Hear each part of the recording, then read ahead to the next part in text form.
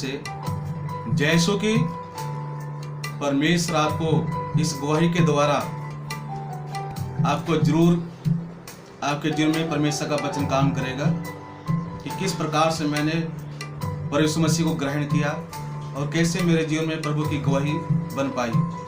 आज से लगभग 1980 में मुझे भूटान जाने का मौका मिला और उस देश में जाकर मैंने 14 साल काम किया टेलरिंग का। उसी दौरान मुझे एक गुरुजी मिले जो नेपाल से थे, जोसेफ छत्री के नाम, उनका नाम है जोसेफ छत्री। उनके द्वारा मुझे सनातन गुरु यीशु महाराज जी के बारे में वचन सुनने के लिए मिला। करीब मेरी जिंदगी में उन्होंने 3 साल तक मुझे परमेश्वर का वचन सुनाया। और एक दिन ऐसा आया कि मैंने प्रभु यीशु मसीह को ग्रहण किया और मैंने उसको अपना गुरु बनाया।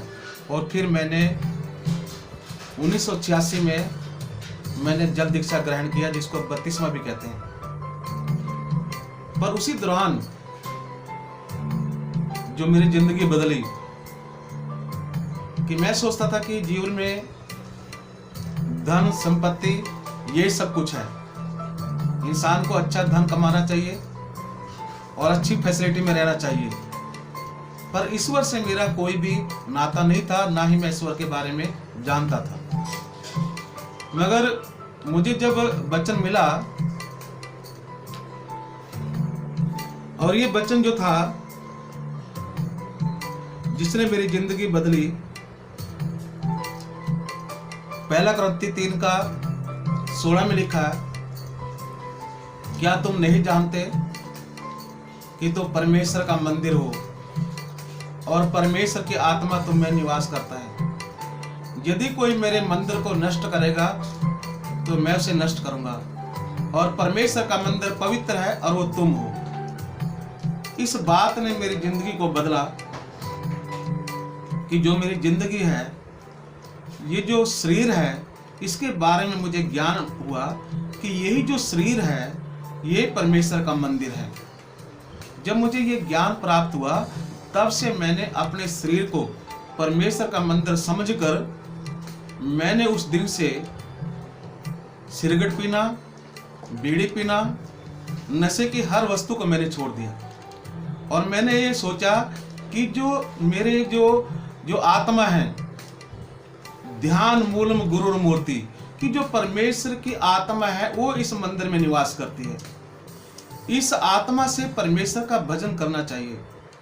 यदि हम संसार के मंदिरों को कितना खूबसूरत बनाते हैं, कितना सजाते हैं, मगर अपने शरीर के बारे में हम एक भी ज्ञान नहीं रखते और जो भी हमारे सामने आता है हर वस्तु को हम खा लेते हैं। जब मुझे ज्ञान हुआ और मैंने संपूर्ण जीवन परमेश्वर का चरणों में अर्पण किया और ये शरीर को परमेश्वर का मंदिर बनाकर मैंने अपनी जिंदगी को पवित्रता में जीना शुरू किया। इस प्रकार से इंसान के अंदर में 3 चीजें बहुत बड़ी होती हैं। कहता बुद्धिमान अपनी बुद्धि पर, बलवान अपने बल पर घमंड ना करे, धनवान अपने धन पर घमंड ना करे। यिर्मयाह में ये वचन लिखा है, जिसकी वजह से कि 3 चीजें इंसान के जीवन में रहती हैं। बुद्धि से कुछ भी कर सकता है, बल रहेगा तो बल से बहुत कुछ कर सकता है, धन से भी बहुत कुछ कर सकता है। मगर यदि ये तीनों चीजें इंसान की व्यर्थ हो जाए तो चौथा उसके लिए जो ऑप्शन बचता है वो किधर है? वो है जब हार जाता है इन 3 चीजों से लेकर भी, फिर वो जाता है ईश्वर के चरणों में। ईश्वर को खोज करता है कि मैं परमेश्वर के चरणों में जाऊं, जिससे मैं अपना जीवन शांति पूर्वक बिताऊं। तो इस प्रकार से मैंने अपने शरीर को परमेश्वर का मंदिर समझकर मैंने अपना जीवन पवित्रता में जीना शुरू किया। उसी प्रकार से दूसरा जो वचन है, यीशु ने कहा यूहन्ना 14:6 में, मार्ग सत्य जीवन मैं ही हूं। तो ये कौन बोल सकता है मार्ग सत्य जीवन? जो मार्ग है उसको कहते हैं हम संस्कृत में रांगार, मतलब रास्ता दिखाने वाला। जब ये बात समझ में आई तो इस बच्चे ने और मुझे जीवन को बदल दिया। तो ये वचन ऐसे हैं जो मैंने अपनी जिंदगी में कभी नहीं सुने थे। उसके बाद में जब मैं वहां पर 14 साल हो गया मुझे रहते हुए, मैंने उस अपने गुरुजी के साथ में जो जोसेफ छत्री है, जिन्होंने मुझे जल दीक्षा दिया, वहां पर रहकर मैंने 6 साल उनके साथ में आदिवासी लोगों के बीच में, नेपाली लोगों के बीच में मैंने सेवा किया। उसी दौरान मुझे परमेश्वर ने दर्शन दिया कि मैं वापस अपने हरियाणा में अपने गांव में जाऊं कि मैं परमेश्वर का वचन सुनाऊं।